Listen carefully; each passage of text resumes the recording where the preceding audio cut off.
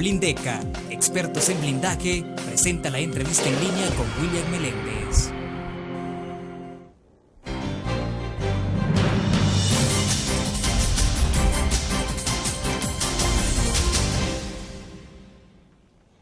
Buenos días, lunes 7 de febrero de 2011, bienvenidos a la entrevista en línea. Un saludo a los cibernautas que nos acompañan a esta hora en el www.laprensagráfica.com, a nuestros televidentes que están con nosotros a las 9 de la noche en CCTV canal 25 y 95 en cable de Tigo, y a los compatriotas que nos ven por Uniglow canal 28 en Houston, Texas. Este día de lunes hablaremos sobre reformas electorales, preparativos de elecciones de 2012. Está con nosotros en nuestros estudios Eugenio Chicas, él es el presidente del Tribunal Supremo Electoral, para poder conversar sobre estos y otros temas relacionados a la materia en donde él se desenvuelve. Magistrado presidente, queremos agradecerle que nos acompañe en nuestros estudios. Buenos días, William. Buenos días a todas las personas que están atentas a este importante programa que ha contribuido tanto al debate político en nuestro país y a transformar las instituciones. Muchas gracias, William. Bueno, gracias nuevamente a usted por estar con nosotros. Bueno, ¿qué tendremos entonces para 2012 de novedades, magistrado? Quiero que comencemos con el tema de reformas electorales. Debo entender que ya hay algunas que todavía están en discusión en la Asamblea Legislativa. Cuando comenzamos, usted me decía de que está listo para ir a la Asamblea el día de mañana. Pero quisiera saber, por ejemplo, qué de novedades podrían haber para los electores en 2012, sobre todo en esto que tiene que ver con la papeleta, si va el nombre del candidato, si va la foto. No sé si esto es una decisión que puede ser irreversible. La elección del 2012 reviste desde ya tres novedades destacadas. En primer lugar, el voto residencial, que se ejecutará en aproximadamente el 69% del territorio nacional, alrededor de la mitad de la población salvadoreña. En segundo lugar, tendremos la figura ya establecida de candidaturas independientes o candidaturas no partidarias. Y en tercer lugar, tendremos listas desbloqueadas de candidaturas a diputados y diputadas por parte de los partidos políticos. Estas tres son las grandes novedades para la elección del 2012. Es bastante, o sea, para un evento electoral son tres novedades fuertes. Todavía, sin embargo, podrían haber nuevas sorpresas en relación a que hay dos temas de discusión legislativa en este momento que, de progresar, también nos pondrían elementos novedosos. Uno es el tema de la representación plural en los consejos municipales, que es un tema que está bastante maduro en la Asamblea Legislativa y que podría progresar. Y un segundo es la propia ley de partidos políticos. Esos son dos temas en agenda legislativa que están en evolución, en progreso de debate, pero, insisto, los tres primeros son temas firmes ya. Voto residencial va avanzando, sí. Candidaturas independientes y listas desbloqueadas. Vayamos por partes, porque en el caso de... Uno esperaría que para las elecciones de 2012, a la hora de ir a votar, pues se pueda encontrar ahí la foto, el nombre del candidato, como ya ocurre en otros países. Pero esta es una decisión que finalmente la tomará la Asamblea Legislativa, ¿no? Yo quisiera saber qué es lo que ustedes están recomendando a los diputados, es decir, cuál puede ser la línea más correcta para que sea más expedito el voto, para que la gente tenga más identidad con la persona por quien va a votar. Yo creo que en este caso hay dos elementos que confluyen en la decisión sobre el tema de la papeleta. Es una decisión legislativa, sin embargo es una decisión que es atinente también a la experticia del Tribunal Supremo Electoral. En ese sentido, yo creo que hay dos elementos fundamentales en esto. En primer lugar, el tenor del cumplimiento de la sentencia, que la sentencia, desde mi perspectiva, jurídicamente es muy clara de que el elector debe de tener la posibilidad de optar, de decidir por sus preferencias. Y en ese sentido, desde mi perspectiva, jurídicamente, el que la foto vaya en la papeleta es coherente con el sentido de la sentencia, o sea, con la facilidad ciudadana de poder identificar una candidatura. En segundo lugar, también me parece que es fundamental la fotografía, pero ya desde la parte técnica de la facilidad de encontrar un elemento que permita que la gente no se equivoque. O sea, que sencillamente la gente tenga, además de la posibilidad de distinguir un nombre, ya para la gente que no sabe leer, que no sabe escribir, etcétera, es una facilidad en la fotografía. Bueno, ¿y cree usted que los partidos políticos en términos generales sienten afinidad, atracción por esa propuesta, de la colocación de la foto, del nombre. Le pregunto, porque no sé si todos los diputados finalmente están satisfechos que pongan su foto, o sea... Lo que pasa es que las dificultades que eso puede generar, en la mayoría de países se ha resuelto vía freehand y Photoshop. O sea, cuando alguien cree tener dificultades con su foto, pues ya desde hace rato Fotoestudio Flores halló las maneras de cómo resolver esos temas. Le doy una retocadita a la fotografía. Freehand y Photoshop es maravilloso en ese sentido. Pueden parecer bonitos todos los diputados, los candidatos, digamos. Yo creo que se pueden mejorar las fotografías, actualizarse, podríamos decir, con esa tecnología. Bueno, hacemos nuestra primera pausa, volvemos con más de la entrevista en línea.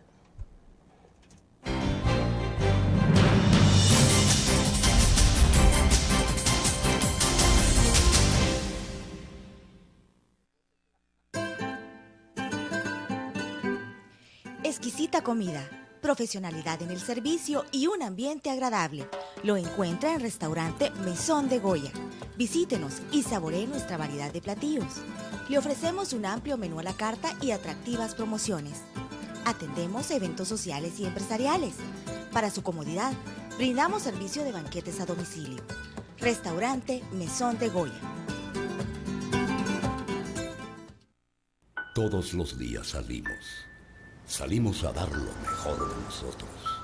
Salimos a dejar el corazón en el trabajo. Cuando hay adversidad, salimos. Cuando no sale el sol, salimos. Así somos los salvadoreños. Ponemos el alma en todo lo que hacemos. Y esta vez también saldremos. Porque saliendo a trabajar es que se sale adelante. A ustedes les facilita.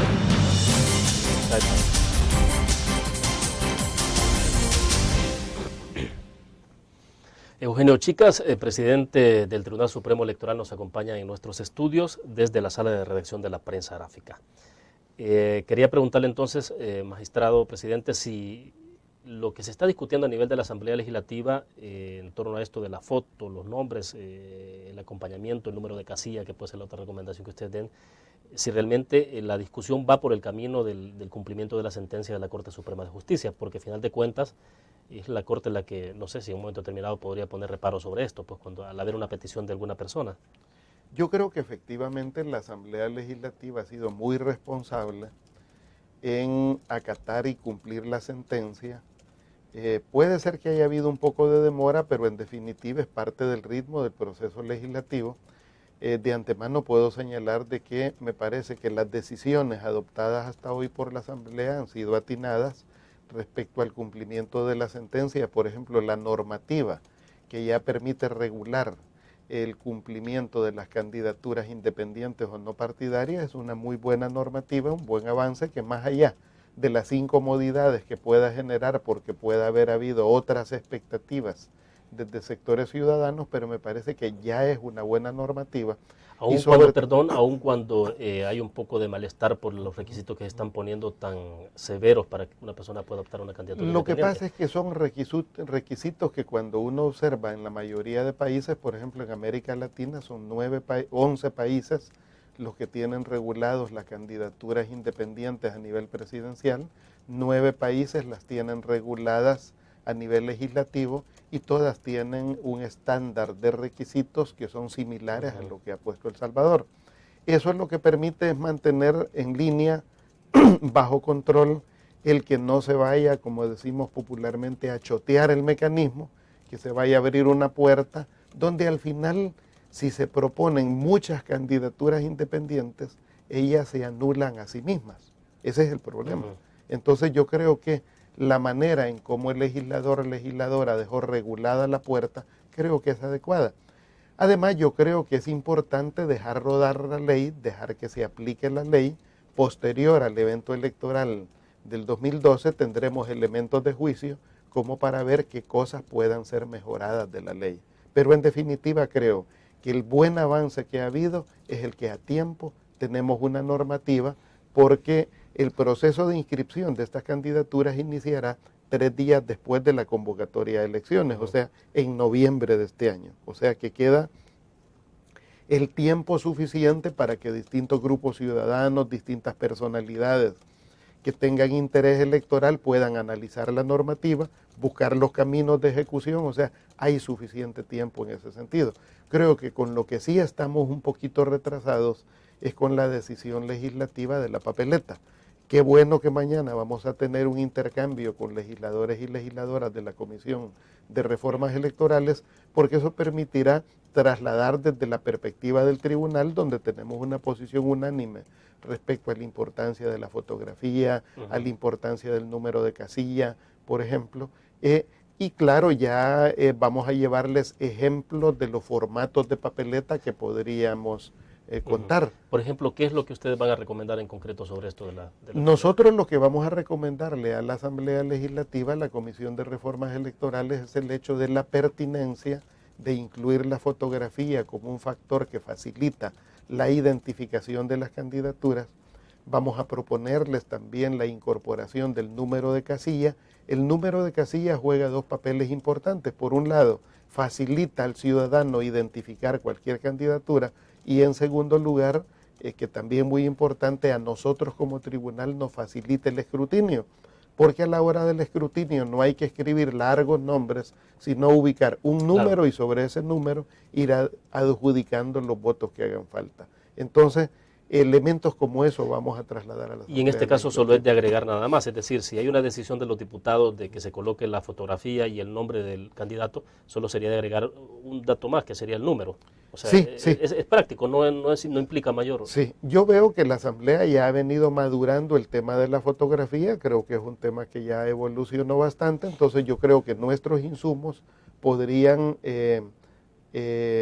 darle firmeza a la decisión legislativa. Ahora, presidente, ustedes como Tribunal Supremo Electoral tienen un calendario establecido a estas alturas, pues, o sea, de cómo se va a desarrollar todo el evento y el proceso electoral. Pero entonces, ¿cómo están ustedes a estas alturas? Porque usted decía, hay un poco de retraso en esto de la papeleta. ¿Qué implicaciones le puede tener a ustedes si los diputados no logran ponerse de acuerdo ya de cómo van a dibujar esa papeleta? Bueno, nos genera retraso en el sentido, nosotros tenemos 3 instrumentos de navegación para organizar el evento electoral. Primero tenemos un calendario electoral que ubica 2 tipos de tiempo. Ubica los tiempos administrativos y los tiempos jurisdiccionales marcados por el código, en el que hay que cumplimentar las etapas del proceso. Segundo instrumento que tenemos es el Plan General Electoral, que es el que nos permite desarrollar todos los procesos de licitación, de capacitación, de organización electoral, de nombramiento de los organismos temporales, entonces el Plan General Electoral. Y tercero, el presupuesto extraordinario, especial extraordinario, que es el que permite financiar todas las etapas del evento electoral. Entonces, mientras algunos detalles no estén asegurados, eso me retrasa enviarle al ministro de Hacienda no solo el plan, sino el presupuesto especial extraordinario. En ese sentido, estamos a tiempo todavía, pero en la medida que esas decisiones se resuelven con antelación, eso nos da la facilidad de disponer de más tiempo para que cada una de las fases del proceso electoral se cumplan en debida forma. Bueno, vamos a la pausa. Cuando regresemos, explíqueme usted si todas estas modificaciones en papeleta implicarán realmente un costo bastante elevado en términos presupuestarios al tribunal. Vamos a la pausa, volvemos.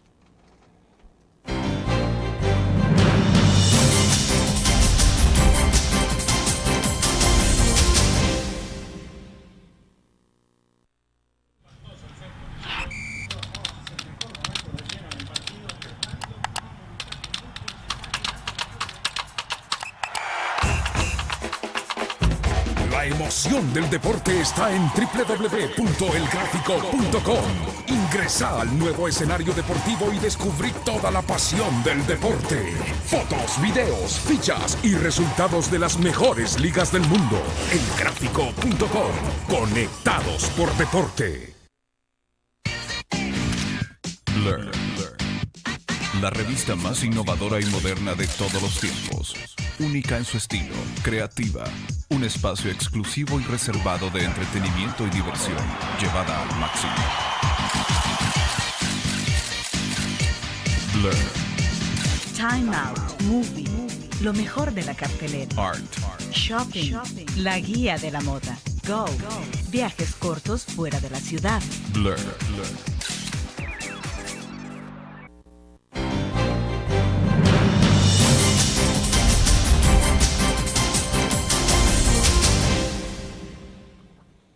Dos puntos, magistrado, explíquenos de cuál es el presupuesto global que cuentan ustedes para la próxima elección y el extraordinario, porque ahí sí me interesa incluir un poco de entonces qué implica en términos de la papeleta, la inversión que tiene que hacer el tribunal, por los costos que tenía anteriormente, lo que puede tener ahora.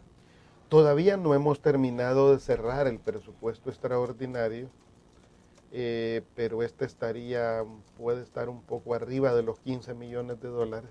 Lo que sería el presupuesto de manejo de la elección. Es un presupuesto importante para el país, sabemos las limitaciones económicas con que cuenta el país, pero por ejemplo Guatemala tendrá elecciones este año en el mes de septiembre y a Guatemala las elecciones le costarán 42 millones de dólares.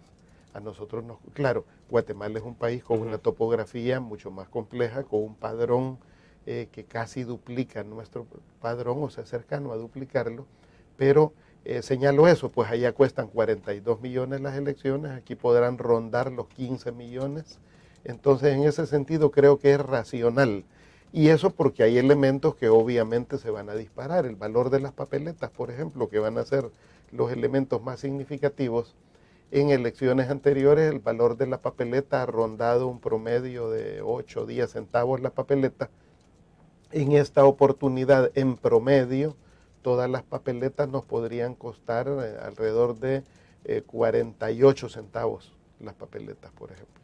Entonces, eso por lo que implica que el uso de colores, el uso de colores, el tamaño de la papeleta será más significativo. Sí, porque claro. ya no tendremos la papeleta que es habitual, que es pequeña, ¿no? O sea, no, y estamos hablando de una papeleta más o menos que puede ser o la mitad, depende de la decisión que se adopte, o el tamaño de un pliego de papel bond,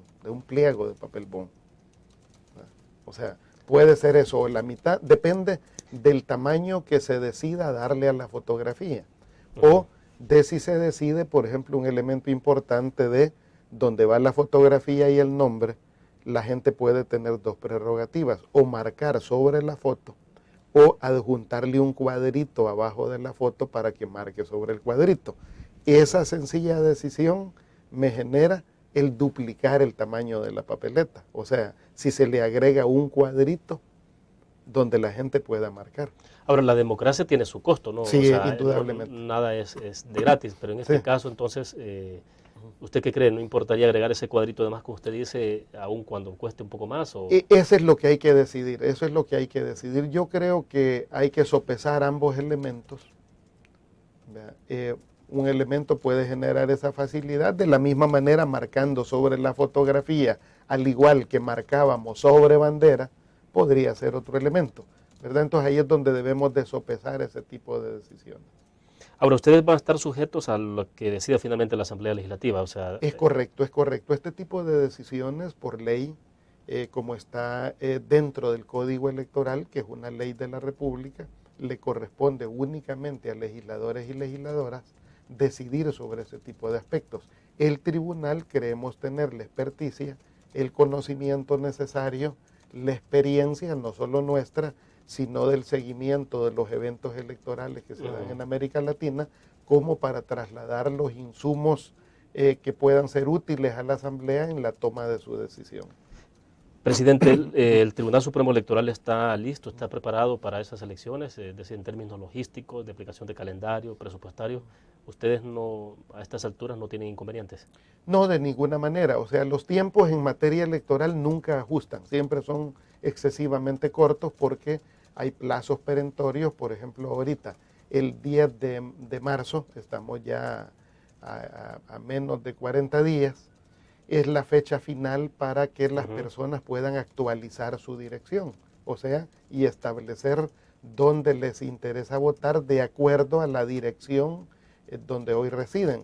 Entonces hay personas que, por ejemplo, que vivían en La Unión, se vinieron a San Salvador, si hoy quieren votar en San Salvador, deben de hacer el cambio de DUI, y eso a más tardar este 10 de marzo. Si no lo hacen y quieren votar, tendrán que volver a La Unión, que es la última dirección que tienen declarada. Entonces, Luego vendrá el periodo de cierre, por ejemplo, de los jóvenes, para los jóvenes que cumplirán la mayoría de edad en el periodo electoral. Esa es una fecha que está establecida para alrededor del 11 de septiembre, por ahí, porque tiene que ser 180 días antes de la elección. Ese es otro tiempo. Entonces, estamos hablando de quienes por primera vez sacarán el documento sacarán único. su documento de identidad y que lo harán en el periodo en que ya hay cierre. Por lo tanto, tienen que anticiparse en solicitar su identificación. Eso nosotros desplegaremos la campaña de comunicación, de información respectiva, porque es un tema muy, muy relevante para los jóvenes. Calculamos que pueden ser un poco más de 140,000 jóvenes los que cumplirán la mayoría de edad en este año que falta para las elecciones. Y que tienen posibilidad de votar entonces. Y que pues, tienen la posibilidad, desde el punto de vista legal, tienen la facultad de poder votar, y lo que deben de hacer es tramitar su documento de identidad. Bueno, una nueva pausa comercial y volvemos.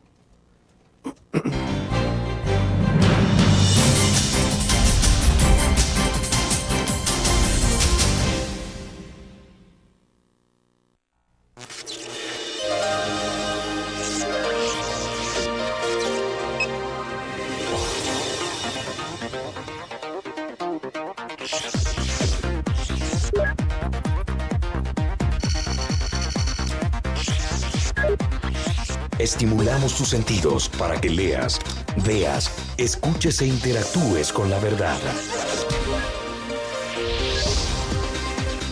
LPG Multimedia.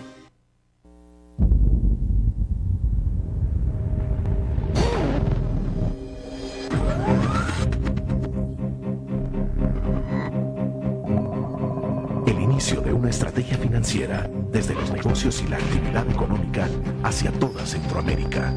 El Economista Regional, una revista especializada donde encuentras el panorama empresarial y los principales movimientos financieros. El Economista, el modelo regional de información económica.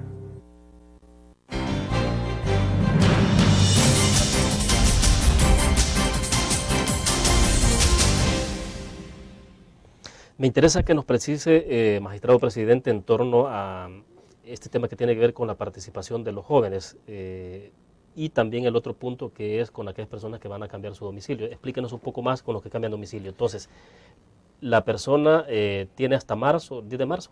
10 de marzo. 10 de marzo para poder hacer el cambio. Después de esa fecha, aunque haga modificaciones, ya no va a poder votar donde ella quiera. Tendrá que regresar a su lugar. Sí, por eso ponía el ejemplo. Si alguien es de la Unión, se vino a vivir a San Salvador, hoy tiene una nueva dirección y quiere votar en su nueva dirección en San Salvador, tiene que hacer el cambio del DUI antes del 10 de marzo.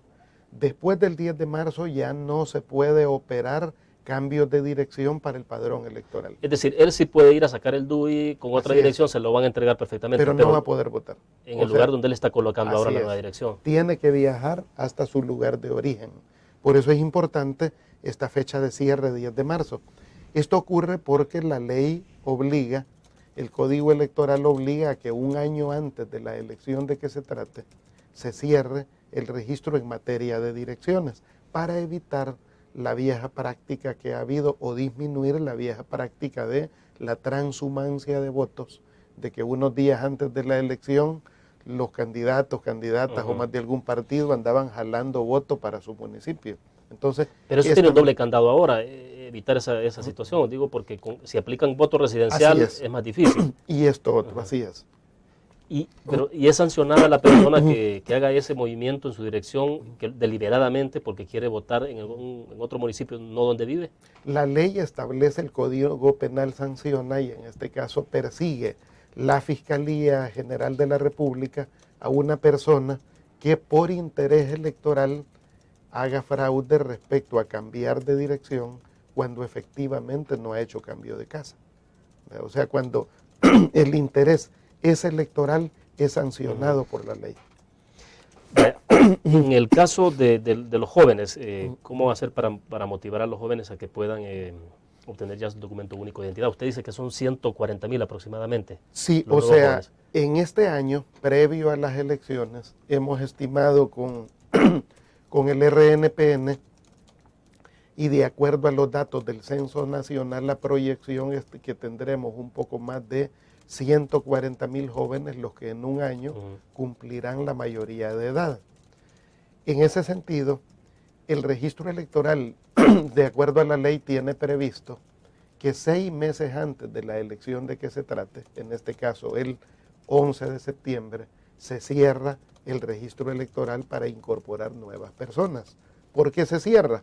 Porque tenemos que emitir padrones y los padrones tenemos que someterlos a consulta ciudadana, a consulta de los partidos, por lo tanto debemos de cerrar.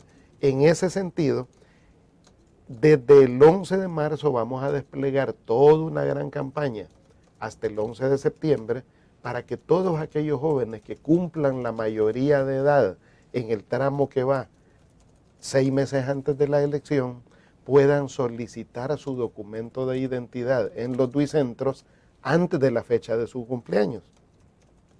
De esa manera se les recoge sus datos y estos jóvenes obtienen su identidad en la fecha que cumplen años, pero ya solo van a recoger el plástico, ya no hacen ningún trámite. Y el haber proporcionado con antelación sus datos es lo que nos permite incorporarlos al padrón electoral. Entonces, por eso es importantísimo que entre el 11 de marzo y el 11 de septiembre vamos a desplegar toda esa campaña para orientar a los jóvenes que cumplirán la mayoría de edad a que se acerquen a los duicentros, que procesen todos sus datos y de esa manera ya quedarán incorporados en el padrón electoral. Y explíquenos, ha ido aumentando gradualmente de manera sustancial, digamos, la participación de los jóvenes en los eventos electorales. ¿Cómo se ha visto? Es decir, al margen de que puedan tener su documento único a tiempo, ¿ha mejorado la participación de los jóvenes en este país? ¿Qué representa en términos de votación? No tengo el dato ahorita no tengo el dato, pero sí debo de decir, bueno, que El Salvador es uno de los países donde la gente vota bastante. Por ejemplo, en las elecciones de orden legislativo y municipal ronda la participación en más de un 54%. Señalo eso porque acaba de haber elección en Costa Rica, yo estuve en la elección en Costa Rica en diciembre, y en Costa Rica lo que votó fue el 24% en una elección municipal, bajísimo. En Estados Unidos son bajos los niveles de participación, pero en El Salvador votó el 54% en la última elección legislativa y municipal. Y la gran mayoría obviamente son jóvenes, porque esta es una sociedad muy joven. Pero además en la elección presidencial vota entre el 64 y el 67%. Eso es elevado porque en la práctica es mayor, ya que tenemos mucha gente en el padrón electoral que está fuera del país, que está muerta, etcétera. Y por lo tanto, si viéramos números reales, el porcentaje todavía es mayor, ya que muchos de los que están en el padrón no están en el país. Por lo tanto, puede ser superior la cantidad de participación electoral que tenemos. Y en ese sentido, el caso de los jóvenes es muy relevante. Los jóvenes día a día, por ejemplo, hoy hay nuevos mecanismos, por ejemplo, con la novedad de programas como este, de tu programa, William, en línea. Esto, por ejemplo, es un aporte extraordinario para el caso de los jóvenes, porque hoy un buen sector de jóvenes se informan en línea. Exacto. Bien, hacemos otra pausa. Cuando regresemos hablemos un poco cómo ha avanzado el proceso de depuración del padrón electoral, justamente esto de la discusión de los muertos, si votan, no votan, si han sido separados o no. Vamos a la pausa.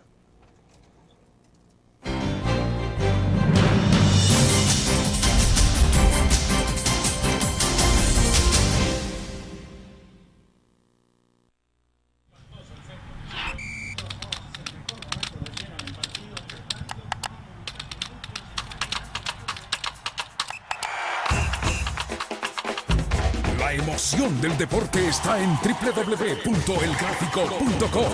Ingresa al nuevo escenario deportivo y descubrí toda la pasión del deporte.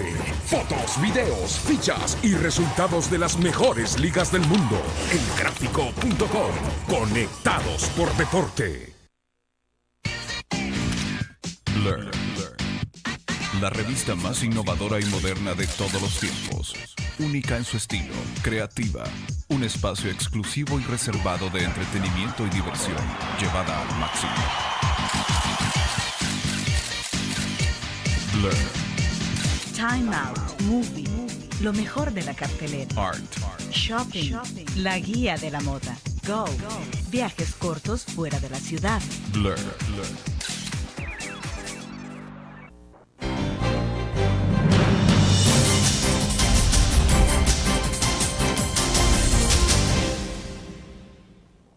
Bueno, le consultaba entonces todo este tema que tiene que ver con depuración del padrón, Sí. presidente. Es decir, la posibilidad de que, como en el pasado había mucho esto del fantasma, no Sí. sé qué tan fantasma era, Sí. si era real esto de que los muertos votaban en algunos casos. Lo que sí es cierto es que uno ha ido a ver el registro cuando se pega ahí el día de la votación y aparecen personas que uno sabe perfectamente que son familiares o personas, amigos que fallecieron y están ahí. Entonces Sí. genera eso mucha suspicacia, temor en la gente, pero... Le pregunto entonces, ¿cómo se ha avanzado sobre este tema de depuración del padrón? Bueno, no se sabe si los fantasmas existen o no, pero que asustan, asustan. Entonces, de la misma manera, el tema de la posibilidad de irregularidades que se conviertan en fraude en el registro electoral siempre está a la orden del día, y es por eso que hay una propuesta fundamental. La propuesta de fondo en este caso es no permitir que se revaliden los DUI vencidos. O sea, lo que debemos de instar es a la ciudadanía a que cumpla su rol ciudadano renovando el DUI. Para eso ha existido, por ejemplo, el programa de que aquellos municipios considerados más pobres, pues que son 32 municipios en el país. En estos 32 municipios el DUI es totalmente gratis. Y aún así, hay mucha gente que no se ha acercado a renovar su DUI. El número ha ido bajando considerablemente. Yo creo que lo que falta por duizar son 800,000 casos, que en todo lo que resta del año se resolverá, se reducirá. Al final nos va a quedar la olla por raspar, el fondo de la olla, que es el caso de gente que definitivamente no se acerque. Ese universo de gente que no se acerque a renovar el DUI será unos porque están muertos, otros porque probablemente residen hoy fuera del país y otros porque definitivamente probablemente fueran hondureños, guatemaltecos, nicaragüenses que por alguna motivación lo hayan tramitado y hoy ya nadie los trajo para que lo renovaran. En ese sentido yo creo que es fundamental no prorrogar automáticamente ese DUI, sino que la gente lo revalide, porque eso es lo que nos permitirá limpiar el registro electoral. Si se llegan a prorrogar los DUI viejos que van quedando al final, trasladaremos automáticamente fallecidos, DUI irregulares, DUI duplicados al nuevo registro electoral. Entonces, en ese sentido yo he instado mucho, he señalado, he sugerido a la Asamblea Legislativa que no es conveniente que se vaya a prorrogar la vigencia de esos DUI. Además, esto podría traernos también una nueva demanda de parte de la empresa que ha venido extendiendo el plástico de la identidad y que ya antes por una razón parecida nos puso una demanda y estamos pagando todavía el país, el Estado, $8 millones por esa demanda, por haber prorrogado la vigencia de los DUI hace algunos años. Pero entonces una acción de este tipo ayudaría a limpiar la mesa de alguna forma. O sea, ese es el hecho, o sea, que no se vaya a prorrogar la vigencia de los DUI viejos, sino que mantengamos la campaña de que toda persona renueve su DUI, porque en definitiva sería un castigo a los ciudadanos cumplidores que en apego a ley se han acercado, han pagado sus $10.34 y han renovado su documento de identidad. ¿Usted no sabe cuál puede ser la decisión de los diputados? ¿Ha explorado usted con algunos partidos políticos o no? No han dado opinión todavía. Hasta donde he visto, pues ha habido mayoritariamente mucha claridad de la inconveniencia para el país, para la misma seguridad del país, de prorrogar los DUI viejos. O sea, no se deben de prorrogar los DUI viejos. Perfecto. Una nueva pausa y volvemos con más.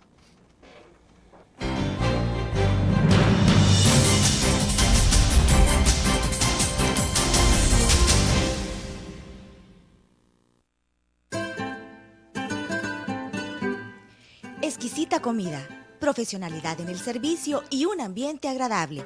Lo encuentra en Restaurante Mesón de Goya. Visítenos y saboree nuestra variedad de platillos. Le ofrecemos un amplio menú a la carta y atractivas promociones. Atendemos eventos sociales y empresariales. Para su comodidad, brindamos servicio de banquetes a domicilio. Restaurante Mesón de Goya. Todos los días salimos a dar lo mejor de nosotros. Salimos a dejar el corazón en el trabajo. Cuando hay adversidad, salimos. Cuando no sale el sol, salimos. Así somos los salvadoreños. Ponemos el alma en todo lo que hacemos. Y esta vez también saldremos. Porque saliendo a trabajar es que se sale adelante.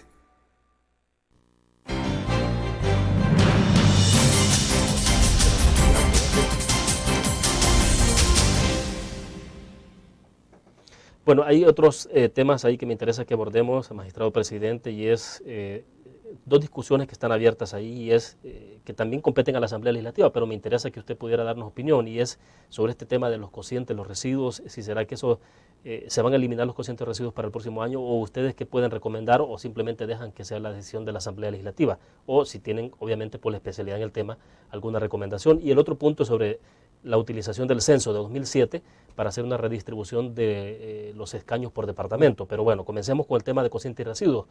¿Será que es bueno reconsiderar la posibilidad de anular esto o habrá que mantenerlo? Yo creo que eso tiene que ver. El sistema de cocientes y residuos ha aportado un marco democrático al país en el que minorías han tenido la posibilidad de obtener escaños legislativos.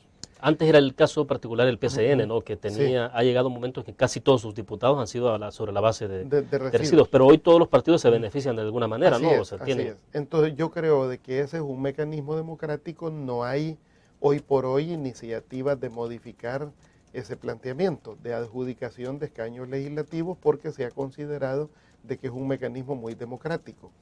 Más bien el cuestionamiento en la actualidad es respecto a la distribución de los escaños a nivel nacional en torno a que, de acuerdo a la Constitución, la base de la distribución de los escaños es la población y la distribución de la población se establece mediante un mecanismo de aceptación internacional y de uso legal que es el censo de población.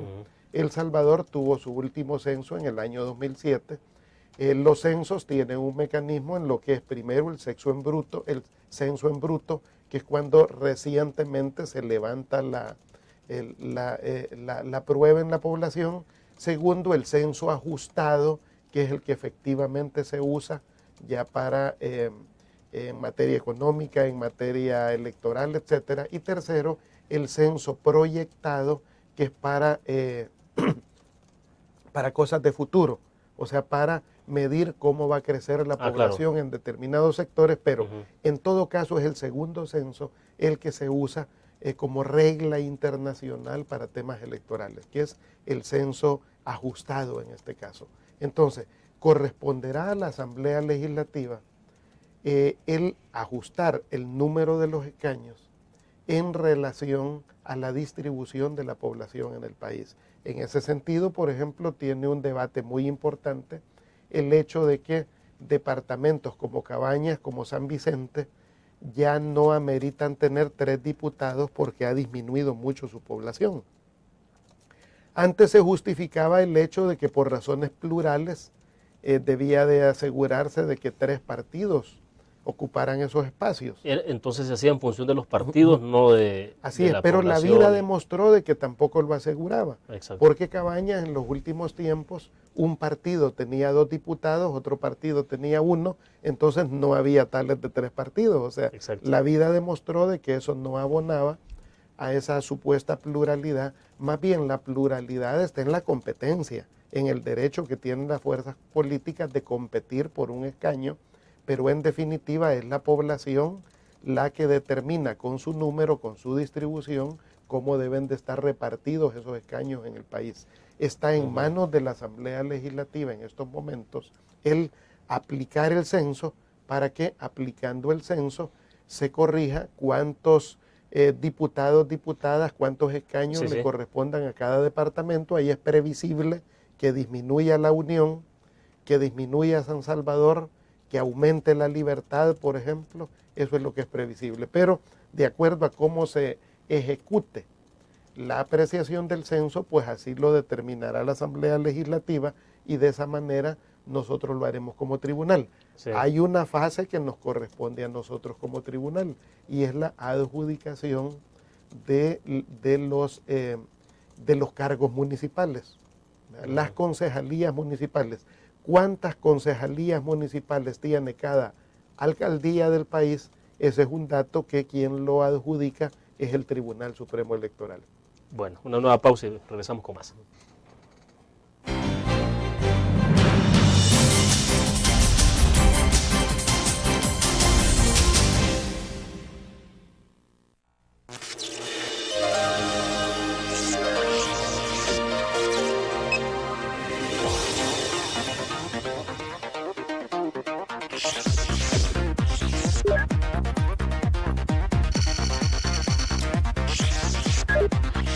Estimulamos tus sentidos para que leas, veas, escuches e interactúes con la verdad. LPG Multimedia.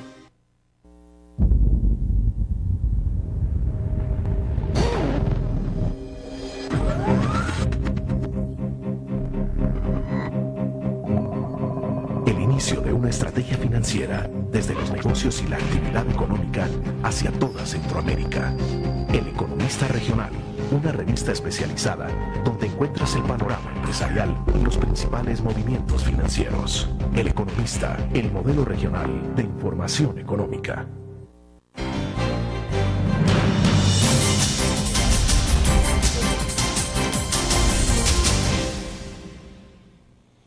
En el intermedio le recordaba un poco el cálculo, la distribución que ha hecho el Departamento de Estudios Políticos de FUSADES, magistrado. Por ejemplo, de acuerdo a esa distribución que está viendo FUSADES y sobre la base del censo 2007, ellos dicen, bueno, que pues, recomiendan, por ejemplo, que sean 23 diputados para San Salvador, 8 para Santa Ana, 5 para Huachapán y 5 para La Paz, San Vicente y Cabañas, que se quedarían con 2. Entiendo que la diferencia tiene que ver, por ejemplo, en el caso de Santa Ana y La Libertad, porque en Santa Ana se le otorgaría uno más. Si no me recuerdo, ahí hay 7 y se le está otorgando uno más. Pero esa distribución, al final, ¿será que puede quedar en un momento determinado de manera muy discrecional en la Asamblea Legislativa? Bueno, en definitiva, estos temas son de orden legislativo y aquí solo hay dos caminos. Un camino es que nos ocurra lo que ya ocurrió en la elección del 2009, que no hubo acuerdo político y no se aplicó el censo. Y las cosas quedaron tal como estaban, porque recordemos que el censo es del año 2007. O sea, que ya en la elección del 2009 el censo estaba claro y debió en esa elección aplicarse. Pero como no pudo haber acuerdo legislativo, no se hizo. Hoy creo que estamos ante esa misma disyuntiva. Si no hay acuerdo legislativo, pues no se aplicará el censo y eso es dramático para el país y ese es un riesgo por cualquier demanda de inconstitucionalidad sobre la manera de adjudicación de los escaños. La segunda alternativa es que efectivamente la Asamblea Legislativa se aproxime a un acuerdo donde lo idóneo es que se cumpla el precepto constitucional que establece que es la población la base de la distribución de los escaños legislativos y por lo tanto debe de ajustarse estrictamente a eso y donde pues de departamentos como Cabañas, San Vicente no pueden tener 3 diputados porque ya el número de población no se ajusta a esa realidad o el caso de la Unión de la misma manera. Entonces, pero hasta dónde tenga capacidad las fuerzas políticas de ponerse de acuerdo en la Asamblea Legislativa para arribar a un término justo, vamos a ver. Daniel Cifuentes nos pregunta en el Facebook, ¿qué pasaría si hubiera un recurso de amparo en este momento? ¿Por qué no pueden haber leyes para unos? Porque no pueden haber leyes para unos que no aplican para otros, dice él. Un comentario sobre esto que estamos conversando. No, efectivamente. O sea, yo creo que es un riesgo que no se apliquen las normativas tal como están escritas. En ese sentido, la Constitución es muy clara en torno a que la distribución de los escaños se apega a la distribución de la población. Entonces yo coincido en ese caso con la persona que participó en el sentido de que debe de aplicarse la ley de manera estricta, pero insisto, eso pasa porque las fuerzas políticas de manera real en la Asamblea Legislativa puedan construir un acuerdo. Bueno, hablemos en lo que nos resta del programa sobre también otros temas. Voto residencial. Y hay otro tema que me interesa también que nos pueda dar opinión sobre el caso del Partido Popular, que está en proceso de formación. Pero sobre el voto residencial, no va a nivel nacional. El voto residencial tiene dos etapas. La primera etapa la cumpliremos hasta el 2012 y la segunda etapa va del 2012 al 2014.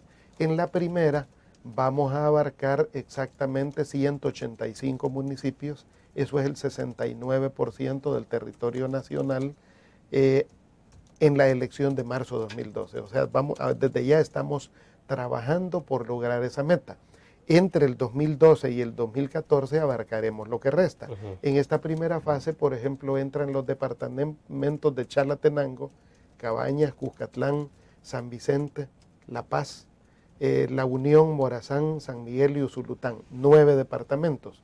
A eso agregamos el municipio de San Salvador, de la capital, no el departamento, el municipio de la capital, agregamos el municipio de Santa Tecla y agregamos municipios que ya traíamos en los planes pilotos, como Turín en el occidente, como Nuevo Cuscatlán en La Libertad, como el Painal en San Salvador. Todo eso conforman 185 municipios. Actualmente estamos ya entrenando el personal, seleccionando y entrenando el personal, todas las brigadas que van al trabajo de campo. Exactamente el día 1 de marzo desplegamos todo el trabajo de campo que durante varios meses va a trabajar en establecer la sectorización electoral en todo el país, o al menos en estos departamentos donde ejecutaremos el programa. Ahora, la experiencia que ustedes han tenido ya con los planes pilotos anteriores está claro, o sea que hay mejora la participación de la gente, es más ordenado todo esto. Tiene dos resultados. El voto residencial impacta en dos vías. En primer lugar, facilita la participación de las personas, sobre todo mujeres, tercera edad, etcétera. Es un mecanismo mucho más seguro, la gente vota cerca de donde vive, pero por otro lado vuelve el proceso electoral más transparente, en el sentido que las personas son capaces de auditar su propio evento electoral y eso permite que, por ejemplo, puedan ser capaces de distinguir si gente extraña quiere llegar a un centro de votación o quiere votar en un centro como tal. Bien, que nos quedamos en el punto y quizás ahondamos un poco más después del pequeño corte. Volvemos.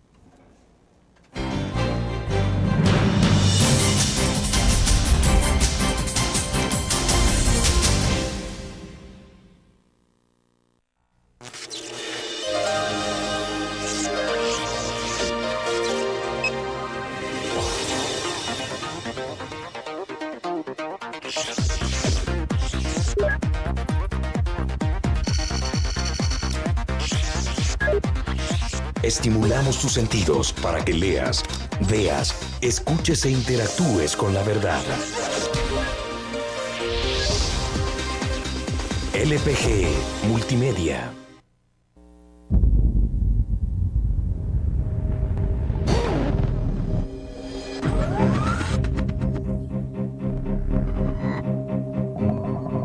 El inicio de una estrategia financiera desde los negocios y la actividad económica hacia toda Centroamérica. El Economista Regional, una revista especializada donde encuentras el panorama empresarial y los principales movimientos financieros. El Economista, el modelo regional de información económica.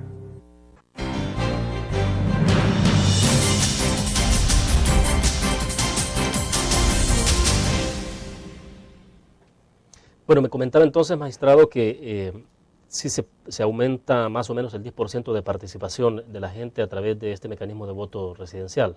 Sí, efectivamente eso le genera además una mayor participación y por otro lado mayor transparencia en el evento electoral, ya que la gente es capaz de observar, de fiscalizar el proceso y de asegurar que gente extraña no sufrague en esos centros de votación. Ahora, ¿esto anula todo este plan de transporte? Pregunto, porque en el pasado sí había todo un mecanismo de movilización. Efectivamente, esto disminuye sensiblemente porque hoy nada más ubicaremos transporte en la parte del occidente, en los 5 departamentos que no entrarán en el voto residencial, ahí invertiremos en transporte. Y esto es un ahorro para los partidos políticos, que son los que más dedican recursos a financiar transporte.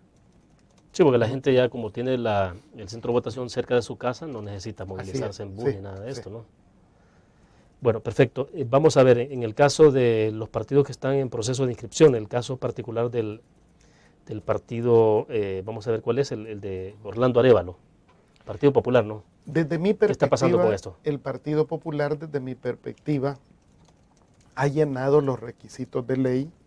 Sin embargo, en este tema no tenemos coincidencia dentro del tribunal.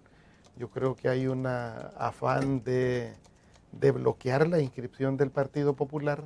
Eso ha impedido en este caso que hayan los votos suficientes para otorgarles el aval respecto a la cantidad de firmas que ellos recogieron, que desde mi perspectiva reúnen las 50,000 firmas, todavía juntaron mucho más, pero ha habido un estira y encoge dentro del organismo colegiado y donde hay objeción de partidos de derecha respecto a la participación del PP, en el sentido que eso podría afectar, dijéramos, su desempeño o el desempeño de otros partidos que pescan en el mismo estanque. Bueno, pero esas son valoraciones estrictamente políticas. Así es, pero esa valoración política es lo que afecta su inscripción, porque ellos presentaron las firmas suficientes. ¿Pero usted cree entonces que jurídicamente no hay mayor sustento en esas posiciones? No creo que haya. Yo he emitido, el magistrado Eduardo Urquilla y yo hemos fundamentado nuestros votos razonados, hemos razonado nuestros votos, jurídicamente hemos expresado porque ese partido sí cumple las expectativas y que, bueno, lo que pasa es que la otra parte no tiene voluntad de que eso se pueda materializar. Hay en este momento 4 partidos en proceso de inscripción, además del PP. De manera anterior está Fraternidad Patriota Salvadoreña, el señor Oscar Lemus, un abogado de la República, encabeza ese esfuerzo, que está con dificultades en la Fiscalía, fue enviado el proceso a la Fiscalía, pero la Fiscalía lleva más de 3 años con ese expediente. Yo hace poco envié una carta al fiscal general donde de manera respetuosa le solicitaba devolver el proceso al tribunal, porque ya es tiempo de que el tribunal pueda ventilar ese proceso. Luego tenemos también el caso del PSD, el Partido Socialdemócrata. Ese estamos en la fase de conteo de las firmas que ha presentado. Creo que en esta semana ya podemos tener elementos de juicio para establecer si reúne las condiciones este Partido Socialdemócrata.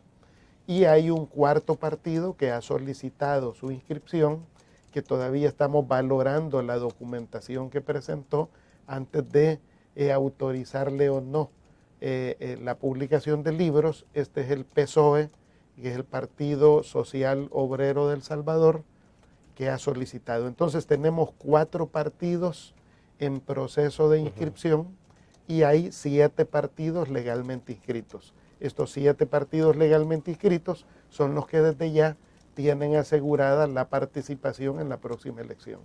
Perfecto, hacemos la última pausa comercial y volvemos con más.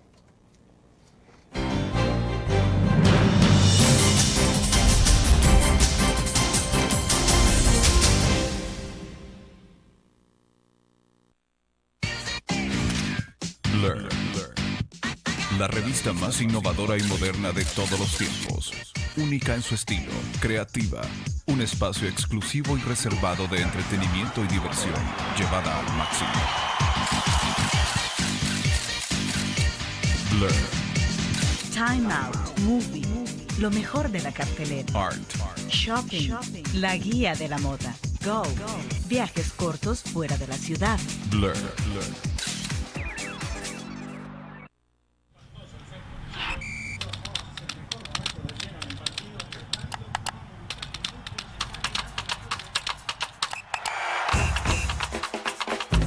La emoción del deporte está en www.elgráfico.com. Ingresa al nuevo escenario deportivo y descubrí toda la pasión del deporte. Fotos, videos, fichas y resultados de las mejores ligas del mundo. Elgráfico.com. Conectados por deporte.